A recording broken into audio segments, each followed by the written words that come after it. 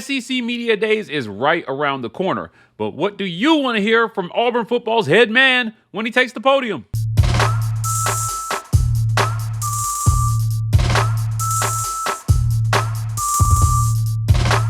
Welcome on into the Auburn Express, powered by the War Report. I'm your host, Mike G, and thank you so much for making us your first listen of every single day. It's Monday, and joining me as he does every single Monday is my good friend Caesar Walker to talk a little Auburn football. We're talking SEC Media Days and what we want to hear from Hugh Freeze when he takes the podium in Atlanta at the College Football Hall of Fame, July 15th.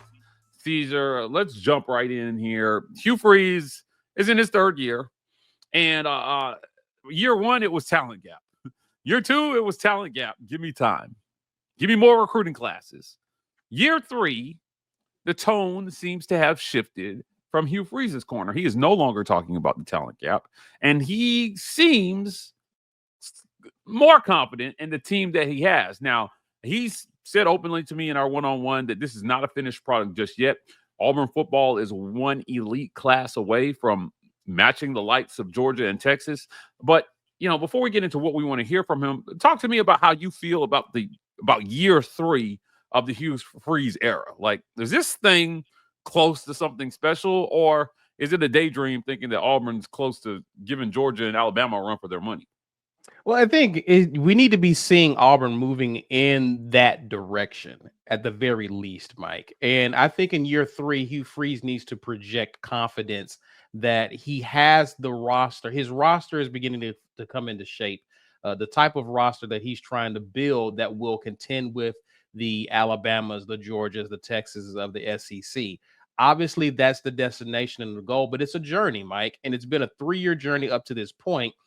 He needs to be projecting that Auburn is not where it was in year one, right? And then we're beginning to see some of that confidence in the interviews that has led up to this very point. But when Hugh Freeze takes the podium for SEC Media Days, he needs to say, hey, this roster is nearing into shape, but I'm also very optimistic about where we're going as a program, where we're going as a team, where this coaching staff is going.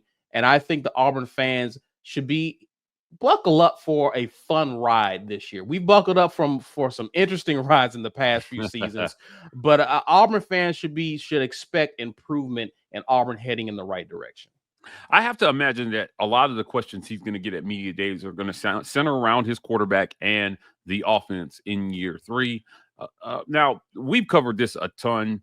Auburn, in the 7 games that they lost last year, in most of them, a lot of them, they couldn't get more than 14 points. But like if they could have averaged 28 points per game in Power 4 play, they maybe win almost every game they play last year. That's not a high bar to cross. So come media days, reporter after reporter is going to ask him about this offense. What do we want to hear about the offense? What do you want to hear Hugh Freeze say? It's going to make you feel better that they've got a scheme and a plan put together that will move Auburn forward, not only just statistically, because last year they moved the needle statistically. They just didn't move it in the win-loss column. I think one of the things we need to see is that Auburn is able to, number one, protect the football this year, because again, there were a couple of games, Mike G, that were lost because Auburn was just losing the turnover battle, and it wasn't even close at times. If you're able to protect the football, guys aren't putting the ball on the ground or giving the ball away to the opposition. That's one thing, Mike. But then making the right decisions in the right place. You have a new QB at Auburn this year. Is this guy truly an extension of you on the field? And I'm not saying that he has to be perfect, but does he understand, given crunch time, given when you need a play to be made, can he make those plays? Again, there were times throughout the season last year, Mike, where Auburn just did not make the right decision in key moments, either when they were coming from behind or when they had the lead. The Oklahoma game stands out to me as an example of this, where Auburn had the lead, but did not make right decisions with the ball on offense. Do you have the right guys in place? Do you have a good game plan together? And can those guys execute and make the right play to put Auburn in a position to actually pull away from opponents or come back if they're in a tight game? Those are the things that I'm concerned about: turnovers and making the right plays. Yeah. Turnovers and making the right plays. Indeed. It's going to be interesting to see what these guys can do on the field here. Look, Jackson Arnold has to be the guy. I've said this week after week after week. Yeah. He might be the most important recruit that Hugh Freeze has in his tenure at Auburn. As a matter of fact, I'll go a step further. He will be the most important recruit he's had, in that if he is successful, it will springboard Auburn forward through to a period of prosperity that we have not seen since 03 to 07. Right? Yeah. They were the winningest class in Auburn football history, that 03 to 07 class. But if Jackson Arnold is the guy, the sky's the limit. If he's not the guy, it doesn't mean it's a disaster, but they've got to have a plan B, and that plan B has to work.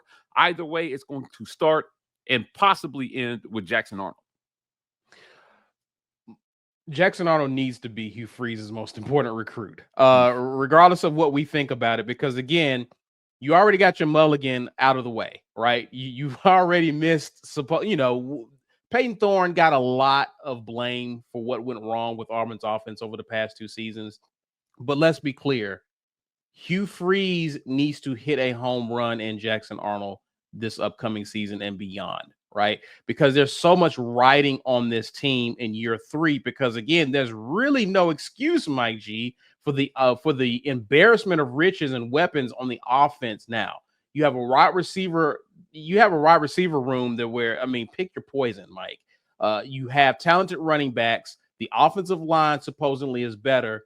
There's really no excuse. All you got to do, if you have the scheme in place, you just got to have the right trigger man running that offense. And I personally believe, especially listening to Ike, he believes that the QB room has upgraded this year over last year, but it starts with Jackson Arnold. You want to know that, hey, he's our guy. You have talented guys behind them, but it'll be a blessing, Mike, to not need those guys, right? Okay, yeah, right. It'll be a relief to where, hey, those guys are good, right? I mean, we got some talented guys in the QB room, but man, our QB1 is like handling business and really shredding defense. Like that's a good situation to have. And I really do think for the sake of there not being turmoil in that room, guys are willing to wait their turn, Mike, if they know they're behind a guy who's actually can go out there and make plays and actually is good, right? So you don't want to disrupt that room because the guy who you've anointed as QB1 isn't getting the job done. So the reason why I agree with you that Jackson Arnold is the most important recruit, or should be the most important recruit, because the continuity of what should be a successful QB room and offense hinges on Jackson Arnold being successful in this season. Yeah, look, I mean, if he is not, then Hugh Freeze definitely will have some tough answers, some questions to answer by mid-season. And make no mistake, this season will be defined by how Auburn does over that first 6-game stretch. That is the harder stretch of the season. I'm not saying that it's all cream puffs on the back half, but certainly the likes of Baylor, Texas A&M, Oklahoma, and Georgia are a lot more formidable looking than Missouri, Arkansas, Kentucky, Vandy. Right. So I like what he has set up here in year 3. But look, how far will he go with it? And what do you want to hear Hugh Freeze say about the ceiling of this Auburn team? We'll talk about that next on the Auburn Express. This episode of the Auburn Express is brought to you by our friends at the Vibe Vault. You can find them at 3462 Crosswinds Road, Suite E in Phoenix City, Alabama. That's right across the street from the Chattahoochee Valley Community College, next to Renfro's Supermarket and Marco's Pizza. The Vibe Vault. If you're in the Columbus, Phoenix City area and you're looking to get fresh for the weekend,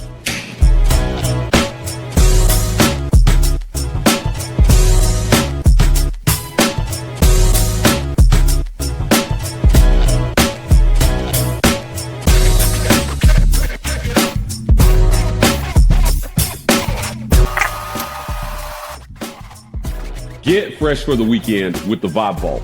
Not just barbers, lifestyle consultants.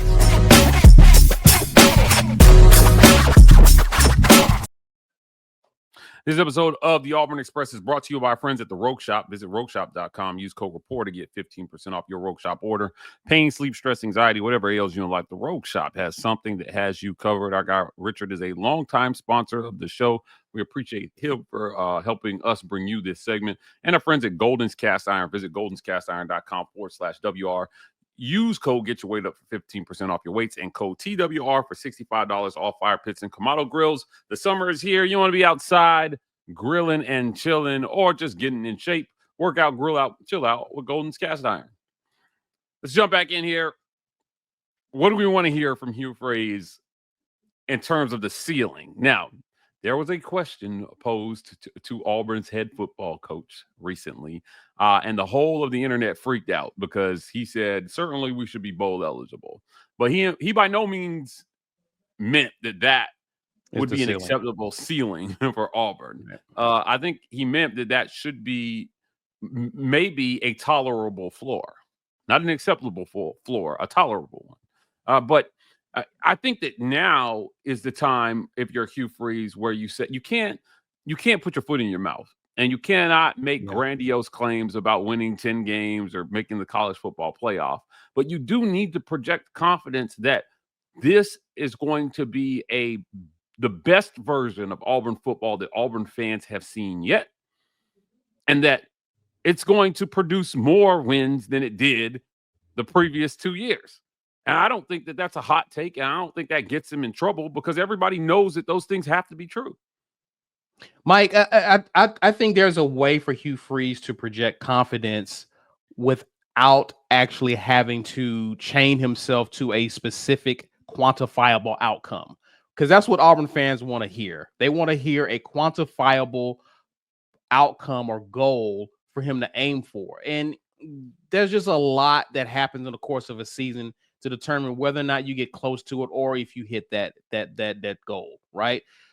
All Hugh Freeze needs to do is project excitement around the talent that he has brought to Auburn and how those guys are coming along. Like, to me, that's all you have to do. And to me, I think even with attempting to temper expectations over the past couple of seasons and media days, I thought Hugh Freeze has done a great job with how he's handled that. All he needs to do is just project the excitement around those guys. And I'm not talking about an excitement about the guy's character.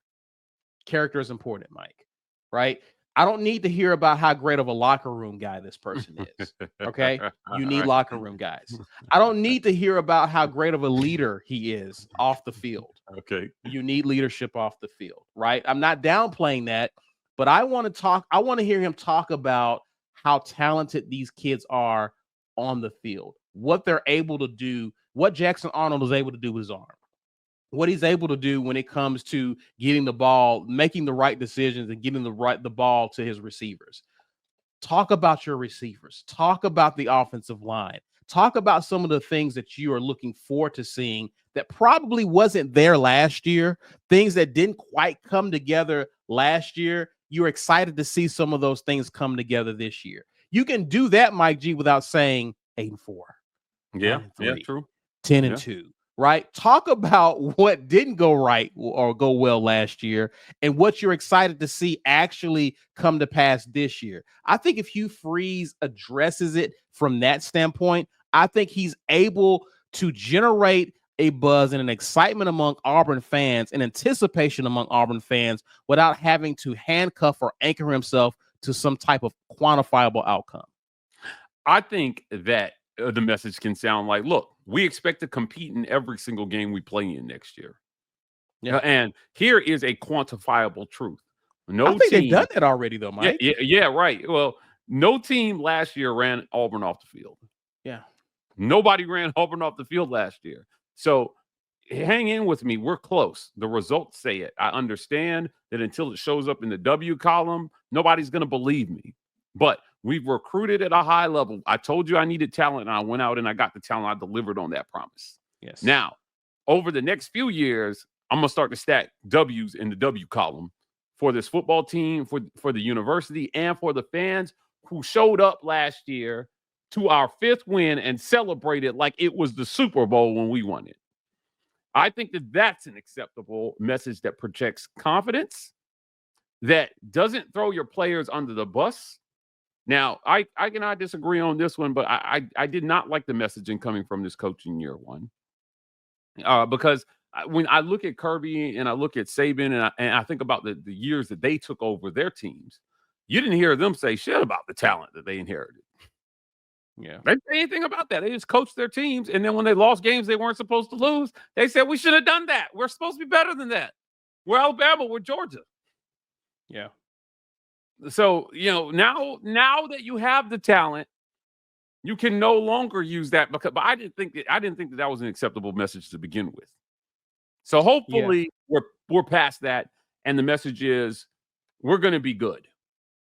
And he all but said that at the end of our one-on-one interview. If you have not seen that interview, I encourage you to go back on our channel. The thumbnail is labeled interview and Hugh Freeze is on the thumbnail. But you looked right into the camera and said, man, we're really close to giving you guys something that you want, giving you what you want here. And it's got to be closer than close right now. I agree. I agree. Like Auburn has been, we've argued that Auburn is close. I don't want this season to reflect how close Auburn was. Auburn needs to start getting there. Auburn needs to start the Cows, the Arkansas, the Missouris, those types of games. Those games need to be W's this year.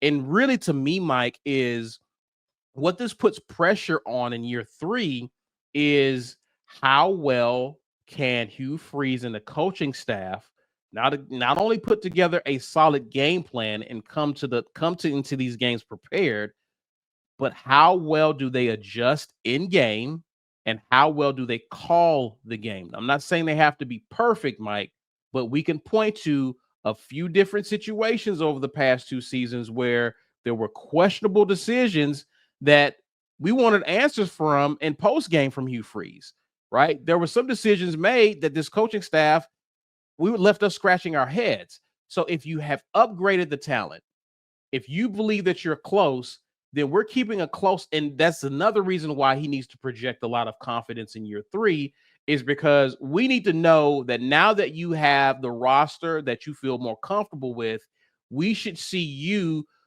begin to call games and to begin to coach these guys and have them put them in positions to where they can win, as you did when you were at previous stops. Yeah. You should now begin to become a thorn in other teams' side because you are the coach that Auburn hired you to be.